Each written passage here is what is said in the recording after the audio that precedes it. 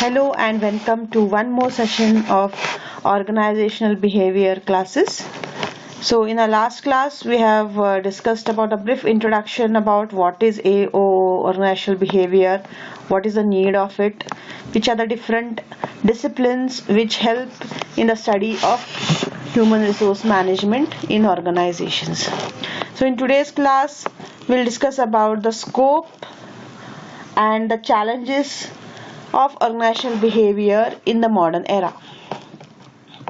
So scope, that meaning of scope in general means the area covered or the aspects covered by a particular say field of study. So in this case when you talk about a scope, means the boundaries of organizational behavioral study. It includes intrapersonal behavior, interpersonal behavior, and very well organizational behavior. Now intrapersonal behavior means the behavior of ourself. Okay, so how we are in reality, our inner self concept, the personality which we have, the character, our attitude, perception towards things, towards people, how fast or slow we are in learning, how do we learn, what is the opinion formation, what are the different ways we can be get motivated to do something or not to do something, when will be I or we will be satisfied with my job, how can I tackle stress. So this is all the aspects which are covered in intrapersonal behavior, means the behavior of ourself. Okay, so the basic character of a person, what are its likes, dislikes, positive behavior, negative behavior, ethics, principles, when you get happy, sad, all these things should be known. Then you can judge why that person is performing or not performing.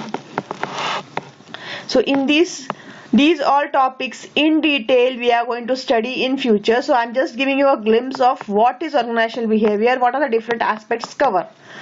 So intrapersonal behavior, we are going to study different theories of personality, how it impacts our behavior, how attitude is generated and developed, what are the perceptions of people, why perceptions happen, what are the learning processes, motivation strategies, satisfaction of job, stress management, all these things in detail we are going to study in the coming classes.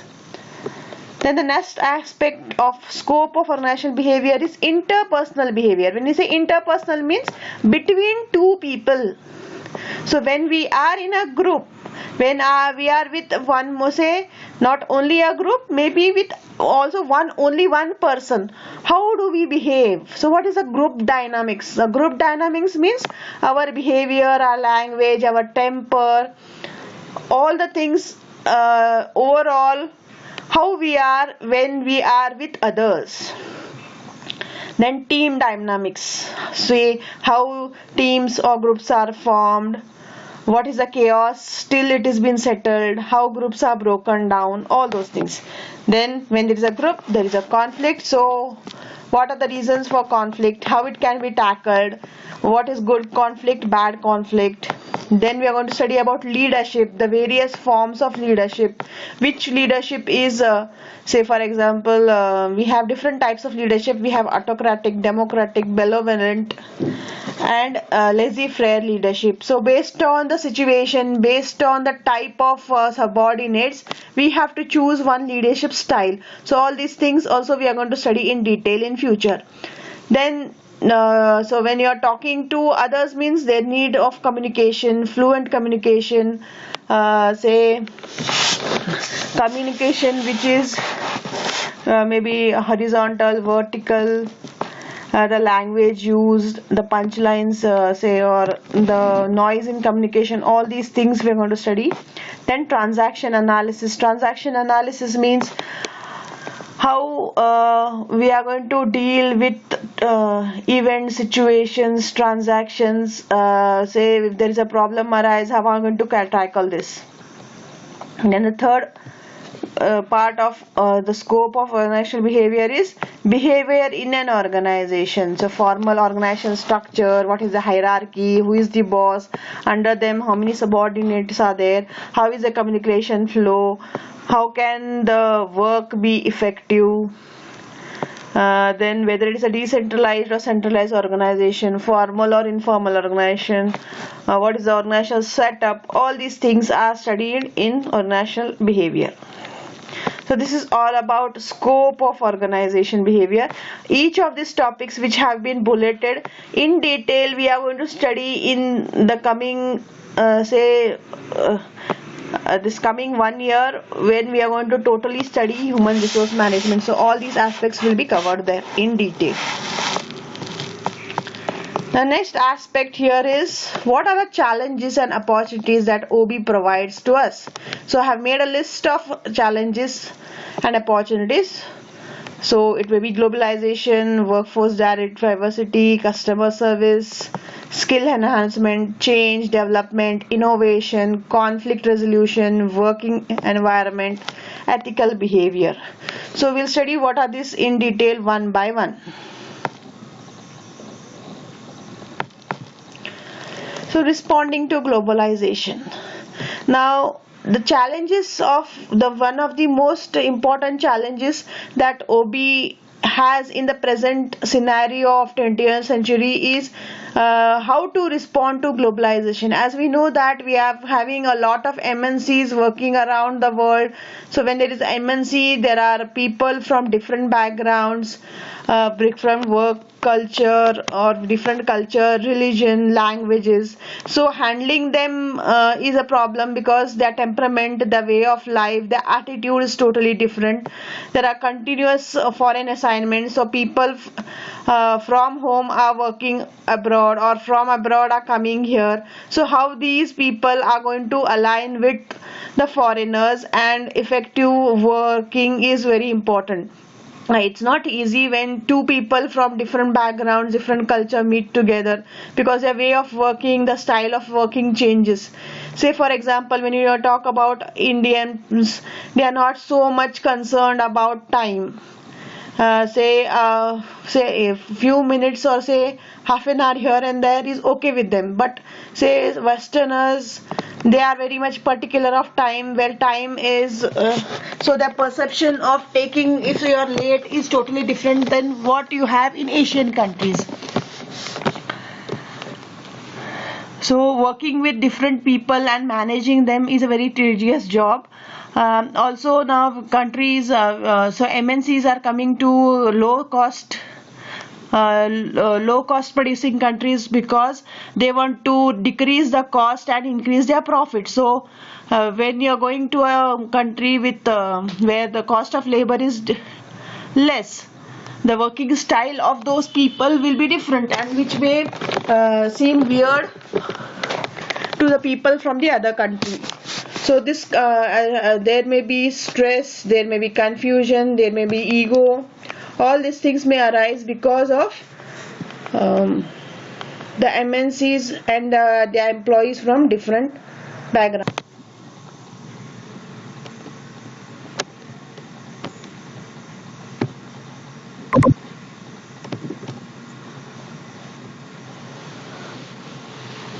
Then the next one is responding to economic pressure. Now, economic pressure means here you talk about how to reduce cost, how to increase profit. So when you are talking about cost cutting, there may be a time when companies think of laying off their employees, chopping down their workforce.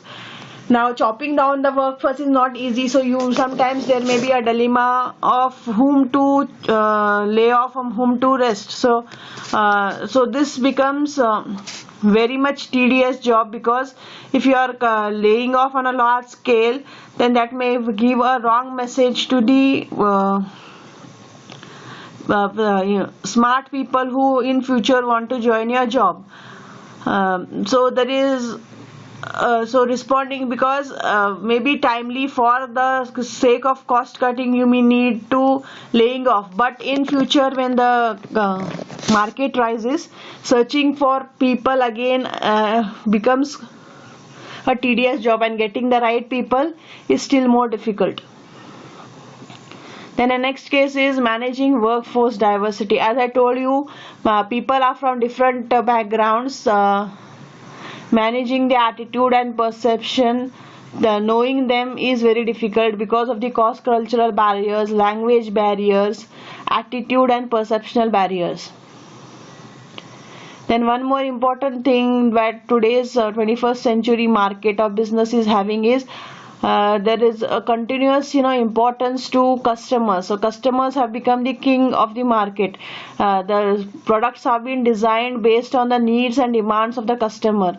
So when you want now customers are not only asking about a good product, but they want quality service. With the increase in income of the people, more service oriented companies are flourishing. And when you're talking about service, it is all about how your employees behave with the customer. So improving customer service is becoming tedious, because here you're not just manufacturing a physical product and sending to them. You are having constant touch with them, with your employees, and if your employees are not behaving or not performing as per the standards, it may create a negative impact on the customers, and in turn they may not repeat their service intake from that company. The next important challenge is, these all are both challenges and opportunities. Improving people's skills, stimulating innovation and change.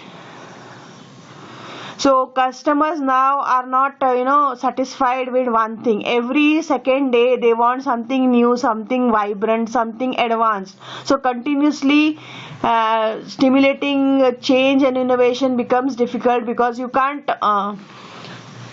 you may innovate a product, but skill, when you talk about service industry, continuously you can't talk about new skills every now and then, but the need of the hour is that people are demanding something new every now and then. So coping with this is a bit of challenge and also a very good opportunity also. Then coping with temporariness. Now many industries are there where you have seasonal jobs, seasonal demand. So when there is a seasonal rise in demand, you need to have better or greater workforce, more resources and inputs. But in the off season you need to lay them off. So for this temporariness you need high skilled laborers, and getting them and retaining them becomes a problem, because all the year round you can't pay them, and it is a temporary job. Then working in network organization. So many institutions are there where they don't have a physical working place. Say many companies are like virtual, and they are working on network organizations where there is no one-to-one interaction with the employees, neither with the customers. So dealing with people you don't see, you don't meet with, becomes a very much problem. Then the next challenge is here, how to help employees so that they can balance their work life and personal life. So many times what happens is the time spent in office is more than say double than what they have for a personal life, and this creates a chaos, imbalance and stress, which leads to conflict of their work life. Then you have to also improve the ethical behavior of the organization. Profit making is important, but ethically you should do something which is right for the customers, for the employees, and maintaining that is a challenge in itself. Now many of the companies, the employees are saying that they are having a lot of stress, maybe they are not so cordial with their colleagues or boss, or they maybe the work environment is not so attractive. So creating a positive work environment, making them feel like home, treating them like family is a very important techniques so that they may feel satisfied, less stressful, and so that they can do the best on their job. So these are the you can say the challenges which are being faced in the 21st century by organization while tackling with their workforce.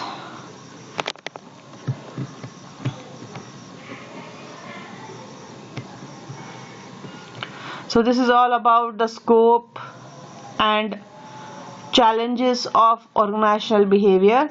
I hope you have understood it. Please raise queries in the comment section. Like, subscribe so that you get new notification of my videos. So that's all for today. Have a good day. Bye. Thank you.